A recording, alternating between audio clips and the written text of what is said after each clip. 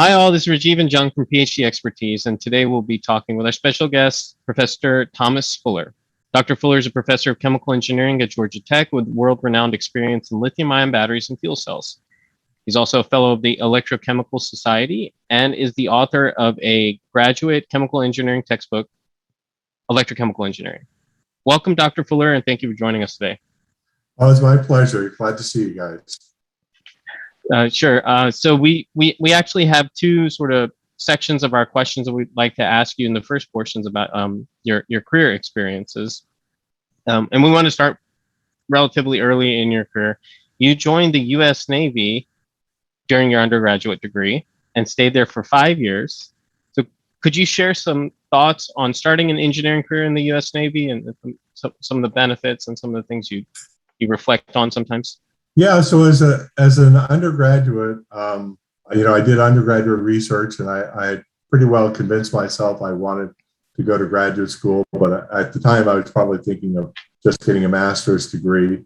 But I also knew I didn't want to go right away, so I was sort of looking for some sort of something to do for a few years, and there wasn't really any plan to it. But I literally got called by a recruiter, and immediately said I wasn't interested, and then talked some more, and before long I signed up to join the Navy.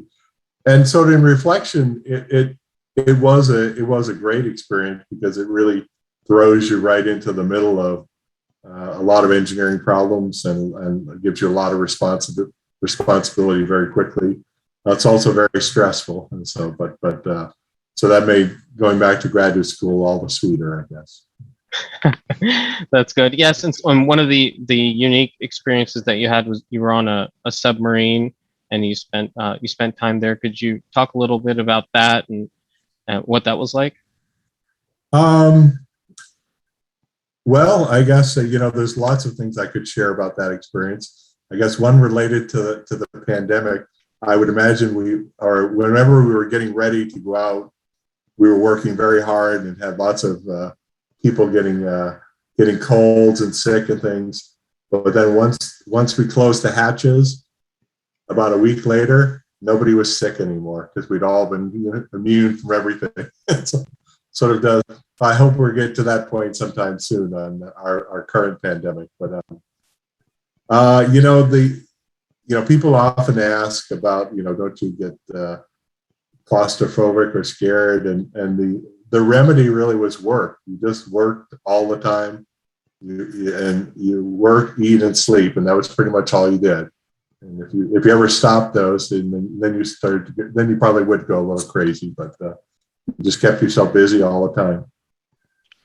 Okay, yeah, and that was a nuclear submarine, correct? And so those are the type of problems, or right. I'm not sure exactly where you're going, but yeah. Yeah, so it's a nuclear submarine, and then the officers go through a nuclear training, and so you spend a good portion of your early career focused on the nuclear power plant. So it's a lot of very traditional engineering kind of problems. Okay. And then from after your military experience, you went to graduate school. You were advised by Professor John Newman at Berkeley, and you developed what is still considered a state-of-the-art lithium-ion battery models. At that time, did you recognize the magnitude of your work and the things that you were engaged in? So I would say yes and no. I mean, I don't think I had any expectation that it would be 30 years later, it would still get the attention that it's getting now.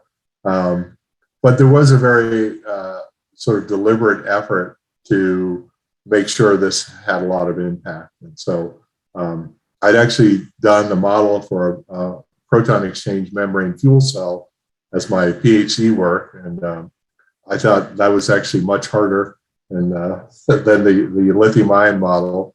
But I did sort of a classic graduate student mistake, meaning I tried to be general and do everything, and as a consequence, it just became very difficult to follow and sort of unwieldy.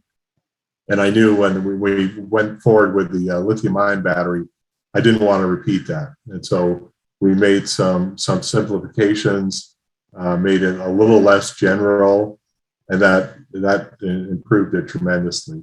I think the other thing was I worked with Mark Doyle, so he was sort of a co-writer of all the code.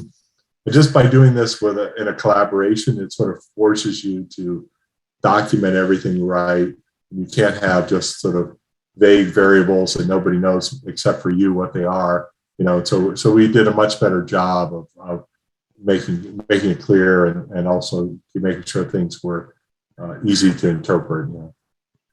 Yeah, and you also at that time you also worked with, or you were advised by Professor Newman. What was Professor Newman like? Were there any sort of fond memories you could share of him? That'd be interesting for us to hear.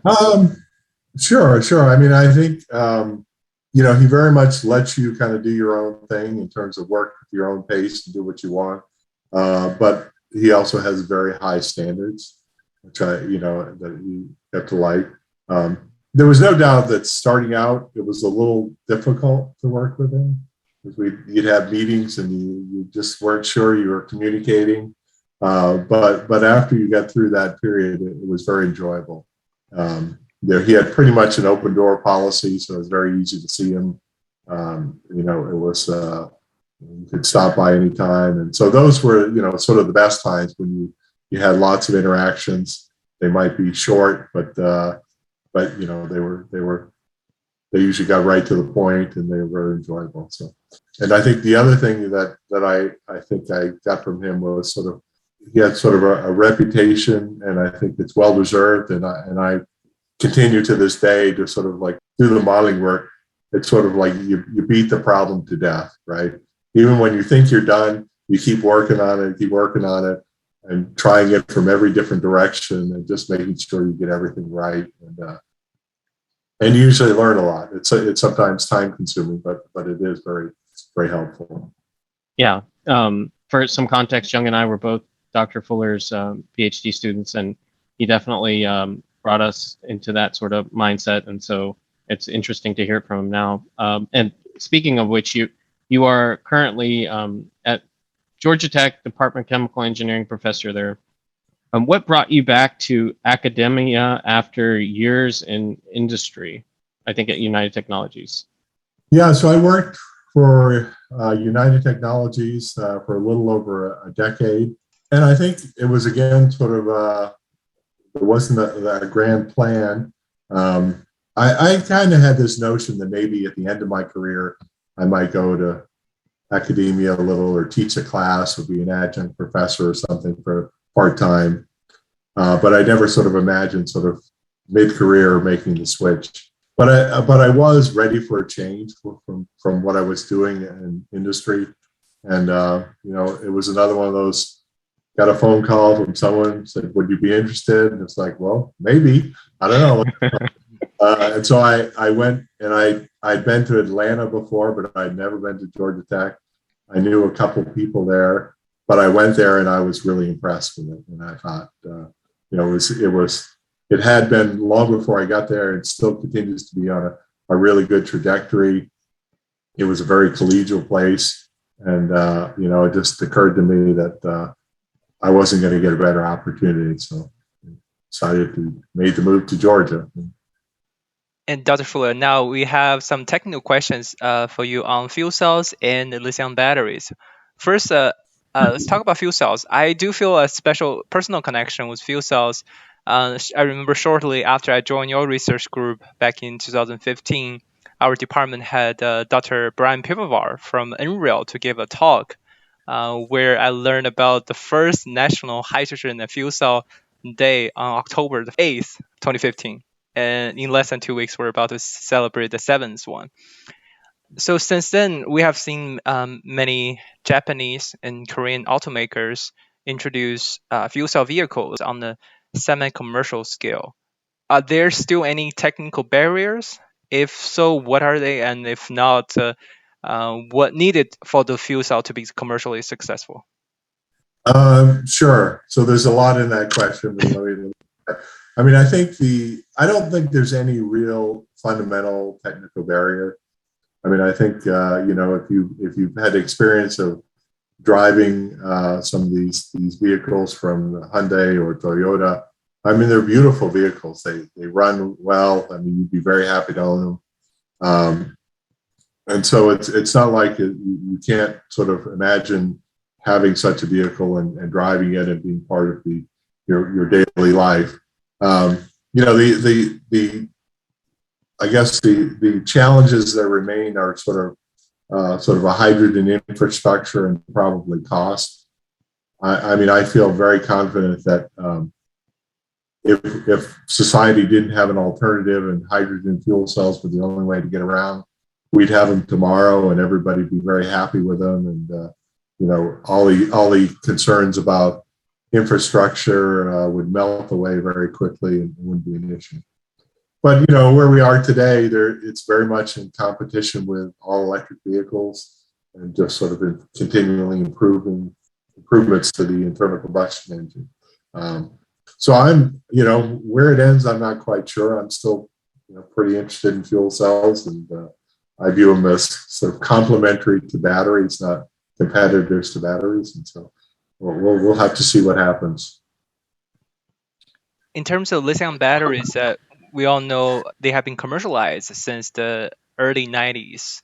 But recently, we have seen their performance gains have slowed down.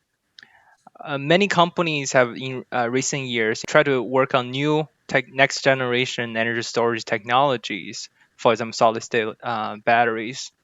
What potentials do those technologies have, and what could be some challenges they have for commercialization? Yeah, so I mean, I sort of accept what you said as about the slowing down. Although I guess from my perspective, I don't really see that so much. It's always felt sort of gradual and incremental to me, and I think that's sort of the nature of electrochemical systems. We're not gonna double and quadruple energy density in 3 years or something. That's just not going to happen, I don't think. But I hear what you're saying, that there's still questions about where we go from here. And I think there's a lot of interesting technologies being developed. Most of them probably won't be successful, but I think that's okay. I think it's good to try these different things. A major one that people are looking at is trying to replace the graphite negative electrodes with either lithium metal or silicon, and so there's lots of efforts in that regard. Will they be successful? I'm not sure, but I think regardless, there's a bright future for lithium batteries.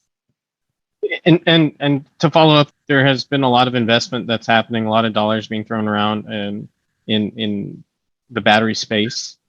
If an investor came and spoke to you and said, does this make sense? What would be some of the things you would advise them on, or to look into, or to think through?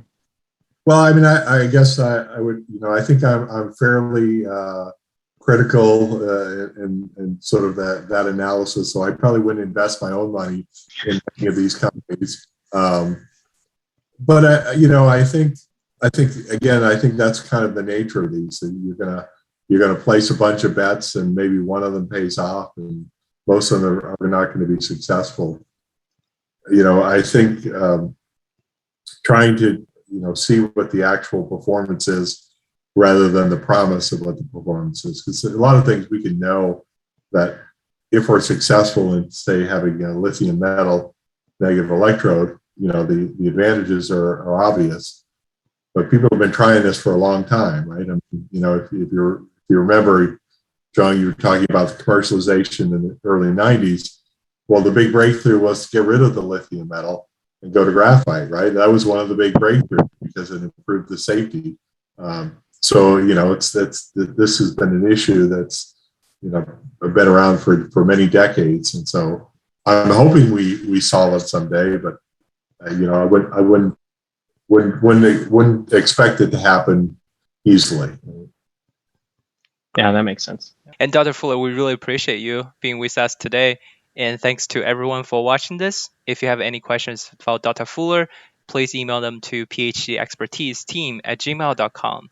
And please stay tuned for our next episode. Thank you, everyone. Thank you.